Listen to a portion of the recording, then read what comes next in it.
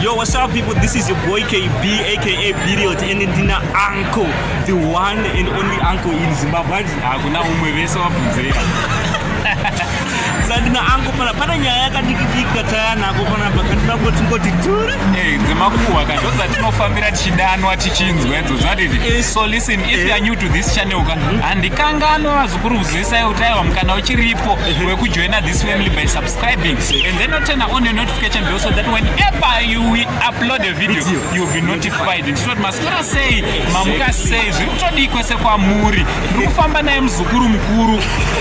Havazendini muzukuru otanga kana. Aya vasinazoziva. Sapana nyaya tayanayo panapa ya Mr. Putiti na Toki. Mr. Putiti ndianiko ndiye kanonzi XQ. Exactly. XQ. Ziri musalala. Akatanga kuimba kare kana. Akachana. Aisitati zvazvidaro. Indachiri mwana mudoko ere. Asi pane nyaya yanetsa manje. Right.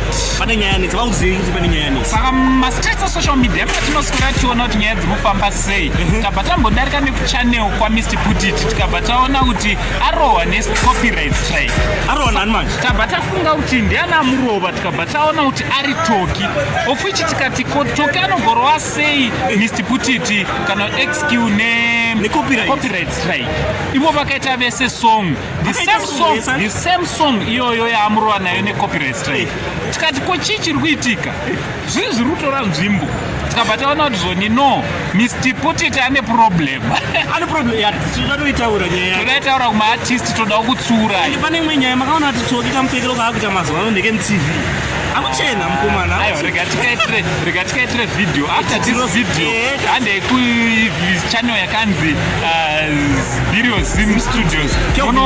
Munoona muchanzwa zvatichataura pamusoro paToki. Toki tinotaura nezvake.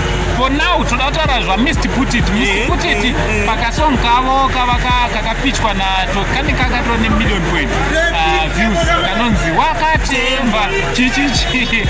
Right. Varohwa necopyright strike naToki nenyaya yekuti zvoni hanzi havasi kuda kupa Toki mari dzake.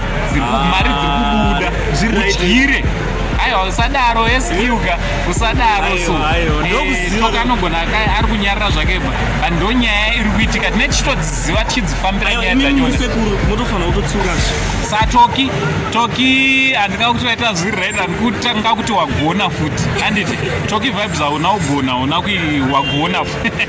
Aiwa tsurai. But Mr Putiti nhoroondo yake yekusabhadhira mama-artist anenge aita nawo masongs kumashure uko takambomanzwa futi. So tiri kuti XQ aiwa kana mashanda mese kunofanira kuti kupawo credit kune vanhu vaunenge washanda navo kuti song ibude ndiToki akanga aripo hauna kungobuditsa wega. So kana pane nyembo dzabuda unompa kapu yake osarawo nekapu yako.